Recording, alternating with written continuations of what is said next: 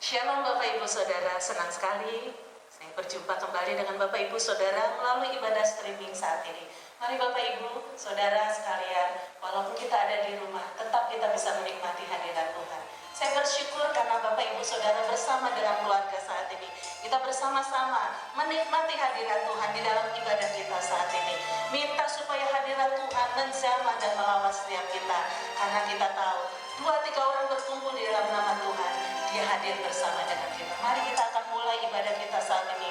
Kita akan berdoa. Bapa, kami bersyukur kepadamu Tuhan, karena kasih setiamu, rahmat-Mu yang tidak pernah habis, selalu Engkau berikan atas setiap kami anak-anak. Bapa, kami berterima kasih kepadamu. Engkau menyatakan kesetiaan-Mu. Engkau selalu ada di dalam kehidupan kami. Kami percaya Tuhan, kami tidak ditinggalkan sendirian. Di dalam situasi yang terjadi saat ini Tuhan, di tengah-tengah bangsa kami, di tengah-tengah daerah kami Tuhan, kami tetap percaya Engkau Tuhan yang mengendalikan segala sesuatunya. Tuhan, terima kasih untuk setiap pengharapan yang Engkau berikan atas setiap kehidupan kami. Kami rindu menikmati hadirat-Mu. Kami rindu Tuhan masuk di dalam hadirat-Mu, menikmati pribadi-Mu. Oleh sebab itu biarlah Allah Roh Kudus, Engkau sendiri yang menolong setiap pribadi kami. Tuhan, terima kasih. Kami rindu Tuhan, Engkau sendiri saat ini hadir untuk bersama-sama dengan kami. Terima kasih banyak Bapa. Di dalam nama Yesus Tuhan, kekasih jiwa kami, juru selamat kami, kami berdoa dan ucap syukur. Haleluya. Amin. Mari saudara, kita angkat pujian bersama. Katakan di hadapan Tuhan, ku tidak takut, sebab Engkau beserta dengan kami. Terima kasih Tuhan. Haleluya. Katakan di hadapannya saat ini. Tidak takut, sebab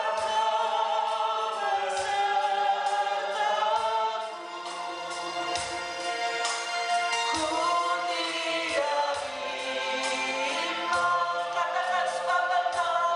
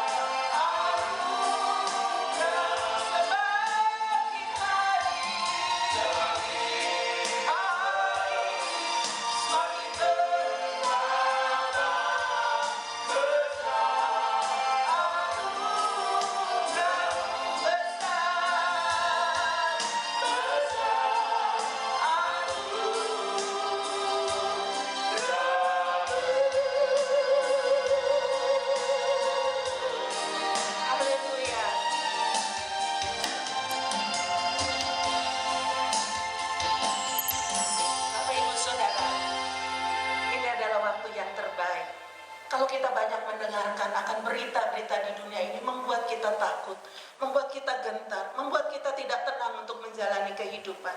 Tapi saat ini kita sebagai anak-anak Tuhan, Tuhan berikan berita dari surga, berita yang memberikan kekuatan bagi jiwa kita. Karena kita tahu berita yang disampaikan oleh Bapa di surga adalah berita yang sanggup untuk membuat kita punya pengharapan di dalam menjalani kehidupan. Saat ini dunia kehilangan pengharapan dengan wabah virus corona. Tetapi satu perkara yang kita tahu, Tuhan memberikan tempat perlindungan bagi kita. Untuk setiap kita boleh menikmati hadirat-Nya.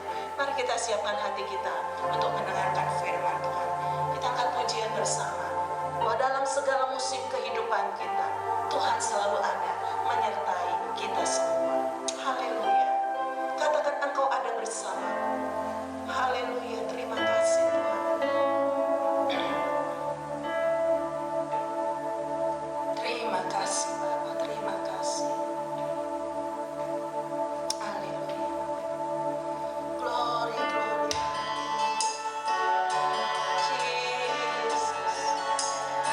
Terima kasih Tuhan. Terima kasih.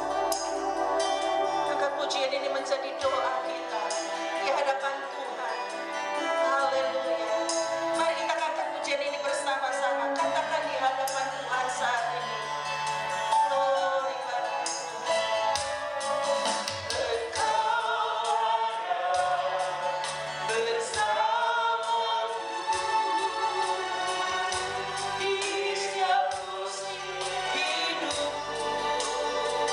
Katakan di hadapannya. Tak pernah kau biarkan ku sendiri. Katakan di hadapannya. Kekuatan di jiwa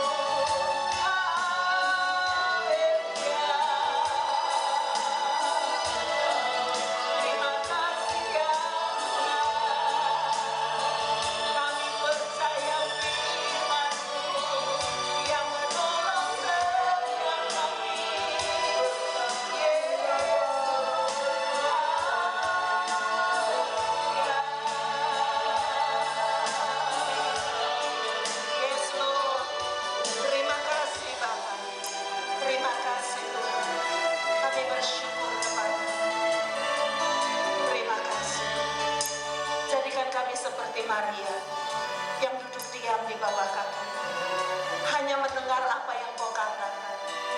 Tuhan, berikan kami telinga seorang murid, untuk kami boleh Tuhan mendengarkan apa yang Kau juga bicarakan kepada setiap pribadi kami. Apa yang menjadi isi hati kami rindu Tuhan, kami haus, kami lapar. Terima kasih Tuhan, kami siap untuk mendengarkan firman. Biarlah Roh-Mu sendiri yang bekerja, pengurapan-Mu turun atas setiap kami, atas setiap keluarga-keluarga yang mendengar firman-Mu, dan juga atas hamba-Mu yang akan menyampaikan kebenaran firman-Mu. Terima kasih Tuhan, di dalam nama Tuhan Yesus kami siap untuk menerima kebenaran firman Tuhan. Haleluya, amin.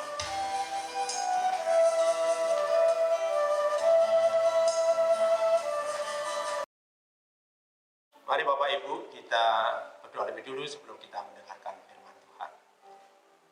Tuhan Yesus, kami bersyukur kepadamu karena kami masih diberi kesempatan untuk mendengarkan kebenaran firman-Mu. Mari Tuhan, Engkau pimpin sertai kami dalam pemberitaan firman Tuhan ini. Biarlah Roh Kudus-Mu mengurapi hamba-Mu dan juga mengurapi jemaat-Mu, sehingga kami mendapatkan berkat melalui pemberitaan firman-Mu. Di dalam nama Tuhan Yesus Kristus, kami berdoa dan mengucap syukur. Amin. Shalom Bapak Ibu. Shalom. Kita sungguh bersyukur kita bisa bertemu kembali melalui live streaming ini. Saat ini adalah masa-masa penampakan Tuhan Yesus setelah kebangkitannya dari antara orang mati. Dan saya menemukan setidaknya ada 3 makna penampakan Tuhan Yesus.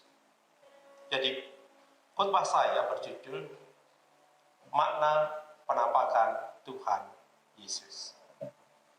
Makna yang pertama adalah tertulis di dalam Yohanes 20 ayat 11 sampai 18, dan saya bacakan satu ayat saja di dalam ayat yang ke-14. Sesudah berkata demikian, ia menoleh ke belakang dan melihat Yesus berdiri di situ, tetapi ia tidak tahu bahwa itu adalah Yesus. Makna penampakan Tuhan Yesus yang pertama adalah Tuhan Yesus itu hidup dan hadir menyertai kita. Mengapa demikian? Mari kita ikuti. Pada hari pertama minggu itu, pagi-pagi benar, ketika hari masih gelap, Maria Magdalena menengok kubur Yesus. Tujuannya adalah untuk merempai mayat Yesus. Sampai di kubur, ia melihat bahwa batu besar yang menutupi kubur Yesus itu telah diambil dari kubur itu. Ia memberitahukan kepada Simon Petrus dan kepada murid yang lain yang dikasihi Yesus. Mereka berdua masuk ke dalam kubur dan memang mendapati bahwa mereka melihat sudah tidak ada mayat Yesus. Lalu pulanglah kedua murid itu, dan Maria Magdalena masih tetap ada menunggu di kubur Yesus. Maria Magdalena sedih, ia menangis karena tidak tahu di mana mayat Yesus. Saking sedihnya, ia tidak menyadari bahwa Tuhan Yesus itu sesungguhnya sudah hadir di dekatnya. Sampai Tuhan Yesus itu menyapanya dengan berkata, Maria. Baru ia menyadari kehadiran Tuhan Yesus ada di dekatnya. Mengapa Maria baru menyadari setelah Tuhan Yesus menyapa dirinya? Di dalam ayat 14 tadi, Maria sedang bersedih. Ya. Maria menangis, Maria bersedih karena kehilangan Tuhan Yesus. Maria benar-benar perasaannya begitu mendalam, kehilangan sosok pribadi yang dikasihinya, sehingga ia fokus kepada masalah yang sedang dihadapinya, yaitu kehilangan Tuhan Yesus. Sampai-sampai ia tidak menyadari bahwa Yesus ada di sana. Kesedihannya itu membuat matanya menjadi buram untuk melihat Yesus. Nah, Bapak Ibu, Tuhan Yesus hadir untuk menegaskan bahwa dirinya adalah hidup dan ada di sini. Ia tidak pernah meninggalkan murid-muridnya, terlebih orang-orang yang mengasihinya. Tuhan Yesus selalu menyertai orang-orang yang telah dipilihnya, telah dikasihinya, umat tebusannya. Ia adalah Immanuel, Allah yang beserta kita. Tuhan Yesus menyertai kita sampai selama-lamanya. Melalui renungan ini kita diingatkan, sudah saatnya kita bukan fokus kepada masalah, bukan fokus kepada persoalan, bukan fokus pada pergumulan yang sedang kita hadapi. Contohnya sekarang ini adalah tentang virus corona yang memberi kepada kita kekhawatiran, ketakutan, kegelisahan, ketidaktahuan. Saatnya kita mengalihkan dari virus corona ini maupun dari setiap masalah pribadi. Mengapa usaha dagang saya menjadi berkurang penghasilannya dan sebagainya masalah-masalah yang lain? Saatnya kita memfokuskan diri kepada Tuhan Yesus, bukan kepada masalah kita. Segala kali lagi melalui pembacaan dan renungan firman Tuhan ini, Tuhan Yesus ingin menegaskan kalau ia menampakkan diri itu sebetulnya ia adalah hidup dan hadir menyertai umatnya. Ia tidak akan pernah melepaskan, ia tidak akan pernah membiarkan umatnya berjalan sendirian sebagai yatim piatu. Ia menyertainya sampai kesudahan zaman. Jadi berbahagia kita Bapak Ibu, karena kita memiliki Tuhan yang begitu baik, luar biasa atas kita. Makna yang kedua dari penampakan Tuhan Yesus adalah Tuhan Yesus itu hidup dan berkuasa karena ia memberikan satu keberanian untuk bersaksi. Ini tertulis di dalam Yohanes pasal 20 juga, ayat 19 sampai 23, dan saya membacakan satu ayat saja, yaitu Tuhan Yesus berkata demikian, damai sejahtera bagi kamu, sama seperti Bapa mengutus aku, demikian juga sekarang aku mengutus kamu. Nah, Bapak Ibu, pada hari pertama, pada malam hari minggu itu, Tuhan Yesus menampakkan diri kepada murid-murid yang sembunyi dalam satu ruangan dengan segala pintunya yang terkunci. Mengapa? Karena mereka takut. Takut kepada siapa? Karena mereka takut kalau ditangkap oleh pemimpin agama Yahudi. Mereka sungguh tercekam. Mereka begitu ketakutan luar biasa. Di saat-saat ketakutan seperti itulah Tuhan Yesus menampakkan diri kepada mereka. Dan Tuhan Yesus memberikan yang pertama adalah damai sejahtera bagi kamu.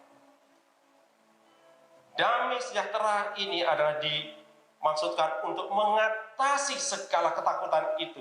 Damai sejahtera yang Tuhan Yesus berikan adalah damai sejahtera yang mengatasi segala keadaan. Apapun yang sedang kita alami, sebagaimana murid-murid pada malam itu, Tuhan Yesus memberikan damai sejahtera buat kita, supaya kita mengalami ketenangan di dalam hidup hari-hari ini. Apapun yang terjadi dalam hidup kita hari ini, ingatlah Tuhan Yesus sudah memberikan damai sejahtera kepada kita. Damai sejahteraku kutinggalkan bagi kamu. Bukankah Tuhan Yesus itu begitu baik? Dan setelah Tuhan Yesus memberikan damai sejahtera ini kepada kita semua untuk mengatasi segala keadaan, maka Tuhan Yesus juga menghembuskan Roh Kudus-Nya. Dia berkata di dalam ayat 22, dan sesudah berkata demikian, ia mengembusi mereka dan berkata, terimalah Roh Kudus. Dia memberikan damai sejahtera dan dia memberikan Roh Kudus. Memang Roh Kudus ini secara khusus, secara nyata diberikan pada hari Pentakosta, hari dicurahkannya Roh Kudus bagi orang-orang yang percaya. Dan apa yang terjadi di hari Pentakosta itu? Contohnya Petrus, seorang pribadi yang dikenal sebagai seorang yang penakut, diubahkan oleh Roh Kudus menjadi pribadi yang berani tampil di depan banyak orang, tidak mengucilkan diri, tidak takut lagi, tetapi berani bersaksi. Dan apa yang terjadi? Buah dari keberanian yang diberikan oleh Roh Kudus itu adalah pertobatan 3.000 orang, bahkan 5.000 orang. Ini sungguh hasil yang luar biasa. Mengapa hal ini terjadi? Karena mereka yang ketakutan telah dipenuhi oleh Roh Kudus dan diubahkan kehidupannya, sehingga mereka memiliki keberanian untuk bersaksi. Bapak Ibu, sebetulnya hari-hari ini begitu banyak orang yang sedang membutuhkan kasih dan kebaikan Tuhan Yesus. Hari-hari ini mereka ada yang gelisah, ada yang takut, ada yang bingung, ada yang mempunyai pergumulan-pergumulan, ada yang mempunyai persoalan-persoalan, tapi mereka tidak menemukan jalan keluarnya. Jalan keluarnya yang sesungguhnya adalah hanya ada di dalam Tuhan Yesus Kristus. Hari-hari ini adalah kesempatan bagi kita untuk bergerak bersama-sama di dalam kuasa Roh Kudus. Kita boleh bersaksi kepada saudara-saudara kita, dalam keluarga kita, kepada tetangga kita, kepada teman-teman kita, kepada siapapun yang kita jumpai, untuk menyatakan bahwa Tuhan Yesus memberikan damai sejahtera. Dan itu bukan karena kekuatan kita, tapi karena kekuatan Roh Kudus yang memenuhi hidup kita, sehingga menggerakkan kita maju untuk bersaksi kepada saudara-saudara kita yang belum mengenal Tuhan Yesus Kristus. Di dalam ayat yang lain, Alkitab juga berkata demikian.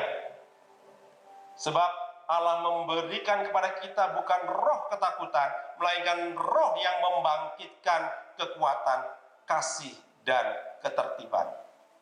Itu ada di dalam 2 Timotius 1 ayat yang ke-7. Inilah ada tugas kita bersama-sama. Tuhan sudah memberikan roh keberanian, bukan ketakutan, untuk bersaksi, untuk memberitakan kabar baik. Di situasi yang tidak baik ini, justru banyak orang membutuhkan kabar baik dari Tuhan Yesus. Dan kita didorong untuk bergerak bersama-sama untuk memberitakan kasih Tuhan, kabar baik itu, Injil itu, kepada saudara-saudara kita yang lainnya. Sehingga pada saatnya mereka dijamah Roh Kudus, dan mereka bisa percaya kepada Tuhan Yesus Kristus. Sekarang saya menyampaikan makna yang ketiga dari penampakan Tuhan Yesus kepada murid-muridnya. Makna yang ketiga adalah Tuhan Yesus memulihkan kepercayaan murid-muridnya. Diceritakan di dalam kitab Yohanes juga, masih ada di dalam Yohanes pasal 20 ayat 24 sampai 29, di mana murid-murid itu berkumpul dan mengajak Thomas, orang yang tidak percaya akan kebangkitan Tuhan Yesus. Yang murid Yesus, dia sudah bergaul dengan Tuhan Yesus 3 tahun lebih bersama Tuhan Yesus, tetapi Thomas tidak percaya akan kebangkitan Tuhan Yesus. Sampai-sampai dia berkata, sebelum aku mencucukkan jariku ke dalam bekas paku dan ke dalam lambung Yesus, aku tidak percaya. Dan pada saat itulah, ketika mereka berkumpul, Tuhan Yesus menampakkan diri kepada Thomas secara khususnya dan minta kepada Thomas supaya jarinya dicucukkan ke lubang paku dan juga ke lambungnya. Dan Thomas menjadi percaya. Ya Tuhan, aku percaya kepadamu bahwa Engkau telah bangkit dan Engkau hidup. Engkau hadir di tengah kami. Saya melihatmu. Tetapi Tuhan Yesus mengingatkan kepadanya, Thomas, kamu percaya karena kamu melihat. Dan Tuhan Yesus berkata, berbahagialah mereka yang tidak melihat namun percaya. Bapak Ibu, hari-hari ini kita tidak melihat hari-hari depan. Hari-hari kita kelihatannya masih gelap. Perjalanan kita menangani virus corona masih panjang. Tetapi percayalah, Tuhan sedang mengerjakan hal yang terbaik dalam diri kita, bahwa Ia memulihkan kepercayaan kita. Kepercayaan kita dibangun bukan karena berita-berita kanan kiri, tetapi karena Allah telah berfirman bagi kita. Ingatlah, Allah telah berfirman pada kita. Kepercayaan kita itu semata-mata ditujukan kepada firman Allah. Sehingga ketidakpercayaan murid-murid ini diubahkan menjadi percaya. Pertanyaannya, mengapa mereka tidak percaya akan kebangkitan Tuhan Yesus? Mereka tidak percaya, yaitu murid-murid Tuhan Yesus dan juga termasuk Thomas itu, disebabkan karena mereka belum mengerti isi kitab suci. Mereka belum tahu mengapa Tuhan Yesus harus menderita, harus mati, dikuburkan dengan begitu hinanya. Mereka tidak tahu maksud dari karya Tuhan Yesus Kristus ini. Mereka masih buta. Dan hari ini Tuhan Yesus hadir dan Tuhan Yesus mencelikkan mata rohani mereka bahwa semuanya itu sebetulnya sudah tertulis di dalam kitab para nabi, dan sekarang Tuhan Yesus sedang menggenapi nubuatan nabi-nabi itu yang ada di dalam perjanjian lama, bahwa memang Tuhan Yesus harus menderita, tetapi pada hari yang ketiga Dia bangkit dari antara orang mati. Dan bukti kebangkitannya, Tuhan Yesus menampakkan diri. Ia bangkit. Ia hidup. Ia ada di sini. Ia sedang memulihkan kepercayaan kita. Apa yang membuat Bapak Ibu hari-hari ini goyah? Mungkin ada pergumulan pribadi, ada pergumulan usaha, ada pergumulan keluarga, ada yang sakit, ada persoalan-persoalan lainnya. Mari kita kembali mengarahkan diri kepada firman Tuhan. Supaya apa? Supaya kita percaya kepada Tuhan Yesus Kristus. Memang hanya Roh Kuduslah yang sanggup memberitahukan kepada kita tentang apa yang tertulis di dalam firman Tuhan. Mengapa? Karena firman Tuhan itu sekarang sudah ada dalam bentuk tertulis, yaitu Alkitab. Alkitab ini lengkap dan Alkitab ini sempurna, dan Roh Kudus yang akan menerangkannya kepada kita. Seperti firman Tuhan berkata demikian. Tetapi apabila Ia datang, Roh kebenaran, Ia akan memimpin kamu ke dalam seluruh kebenaran, sebab Ia tidak akan berkata-kata dari dirinya sendiri, tetapi segala sesuatu yang didengarnya itulah yang akan dikatakannya, dan Ia akan memberitahukan kepadamu hal-hal yang akan datang. Ada di dalam Yohanes 16 ayat 13. Firman Tuhan itu begitu lengkap. Firman Tuhan itu begitu sempurna. Itu saatnya kita hari-hari ini, dalam situasi ini, untuk terus membaca dan merenungkan firman Tuhan. Supaya apa? Supaya kita tuh mengenal isi Alkitab. Supaya kita itu apa? Supaya kita tuh memiliki iman yang kuat. Sekali lagi, Tuhan menghendaki setiap kita mengasihi Dia melalui membaca Alkitab. Firman Tuhan juga berkata, iman itu timbul dari pendengaran, dan pendengaran oleh firman Kristus. Roma 10 ayat 17. Itu artinya, dengan membaca dan merenungkan Alkitab, maka kita akan dibuat kagum akan isi Alkitab, untuk melihat karya keselamatan Allah yang ajaib itu, yang luar biasa itu, sehingga hal itu akan menumbuhkan iman kepercayaan kita, dan juga membuat kita semakin mengasihi Tuhan. Bacalah Alkitab. Bacalah Alkitab. Karena itu kita diberikan saat teduh membaca Alkitab tiap hari, sedikitnya 2 pasal setiap hari. Untuk apa? Supaya kita semakin mengasihi Tuhan Yesus. Karena ketika kita baca, Roh Kudus menerangkannya bagi kita, sehingga dengan demikian kita sungguh-sungguh diberkati dan kita semakin mengasihi Tuhan. Inilah pesan-pesan Tuhan, mengapa Tuhan menampakkan diri pada kita. Doa saya adalah kiranya Tuhan Yesus memberkati saudara semua, menguatkan, menghiburkan, meneguhkan kepercayaan saudara semuanya. Mari kita sambut firman Tuhan ini dengan menyanyikan pujian Bersamamu Bapa.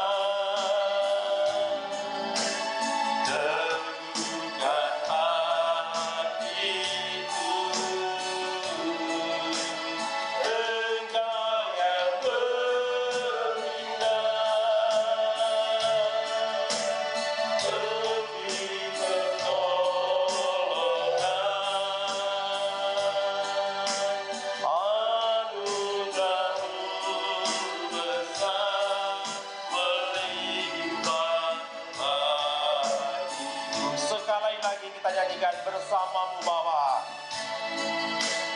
Bersamamu Bapa, ku lewati semua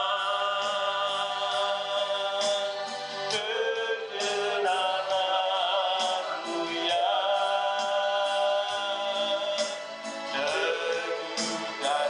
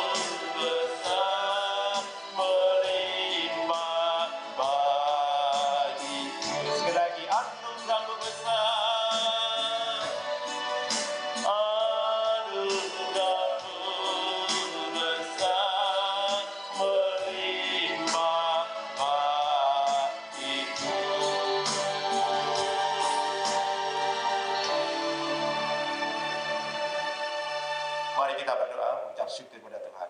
Tuhan Yesus, kami bersyukur karena Engkau telah menyampaikan isi hati-Mu bagi kami.